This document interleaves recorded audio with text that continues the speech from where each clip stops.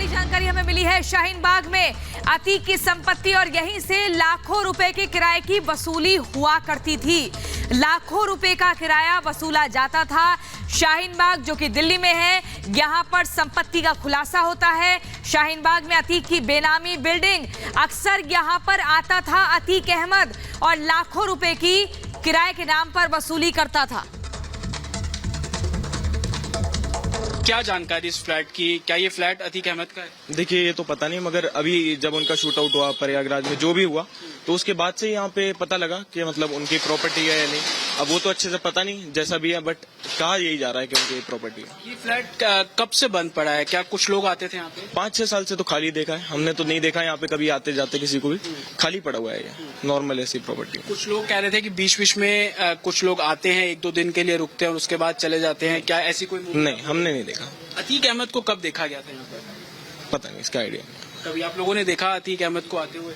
नहीं, बस सुना ये जाता है कि मतलब आते थे पहले कभी, बस इतना ही। इतनी फ्लैट में आते थे, ये लोग कहते हैं। मतलब उनके कुछ रिलेटिव वगैरह शायद यहाँ पे रहते हैं, जो यही कहा जाता था कि यहाँ पे आते थे या फिर 10 मंथ में आते थे।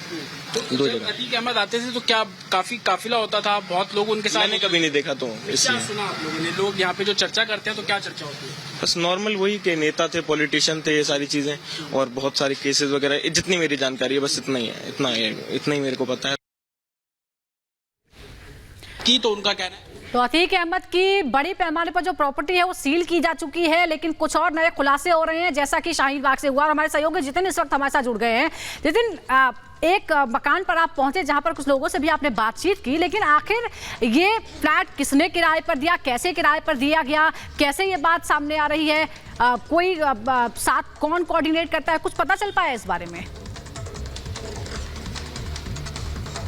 जी देखिए, अतीक अहमद की 1200 करोड़ रुपए की बेनामी संपत्ति है। उसमें से एक शाहीन बाग के पास ये जामिया नगर का ये फ्लैट है। इस फ्लैट को आप अगर इसकी क्रोनोलॉजी समझेंगे तो बेहद साधारण दिखने वाला फ्लैट है, लेकिन इस साधारण से फ्लैट की लाखों रुपया किराया हर महीने अतीक अहमद को दिया जाता था।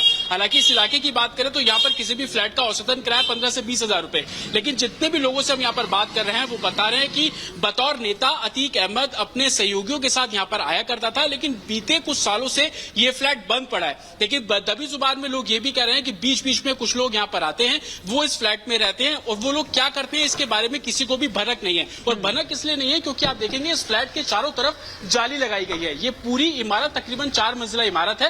पहली मंजिल पर अतीक अहमद का फ्लैट जो कि बताया जा रहा है, और दूसरी, तीसरी, चौथी मंजिल आप देखेंगे बिल्कुल ओपन है और फैमिलीज यहाँ पर रह रही है। उन फैमिली से भी हमने बात करने की कोशिश की। उनका भी ये कहना है कि बीते 2-3 सालों से जो पहली मंजिल का फ्लैट है उस पर ताला लगा हुआ था, लेकिन बीच बीच में कुछ लोग आते हैं, वो यहाँ पर रहते हैं और 2 से 3 दिन यहाँ पर रहते हैं और उसके बाद चले जाते हैं। हम अपने कैमरा पर्सन को दिखाएंगे कि जो टूटी हुई खिड़कियां उसके जरिए आपको दिखाने की कोशिश करें तो बेहद साधारण दिखाने की कोशिश इस फ्लैट को की गई है। आप अंदर देखेंगे सीलिंग तो है, लेकिन उसके ऊपर फैन नहीं है, ताकि किसी को शक न हो। और पहले कितने भी केसेस में हमने देखा कि रेजिडेंशियल इलाकों का इस्तेमाल ही अलग अलग प्लानिंग के तौर पर किया जाता था। तो हो सकता है कि इस फ्लैट की भी एक बड़ी भूमिका आने वाले दिनों में जांच एजेंसियों के सामने है, क्योंकि अतीक अहमद से जुड़े तमाम सबूत आ रहे हैं, चाहे वो रंगदारी से जुड़े हो, चाहे उसकी बेनामी संपत्ति से जुड़े हो, और दिल्ली तक अब वो बेनामी संपत्ति पहुंची है। और इस एंगल पर भी अब जांच एजेंसी जांच कर रही है कि साधारण से दिखने वाले फ्लैट में क्या कुछ किया जाता था।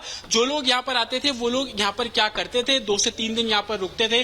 कुछ लोग सुबह आते थे तो शाम को चले जाते थे, लेकिन क्योंकि फ्लैट पे ताला लगा है, जाली लगाई गई। इस इमारत में सिर्फ एक ऐसा ही फ्लैट है जिसमें पूरे फ्लैट को एक तरीके से कवर कर लिया गया। तो ऐसा क्यों किया?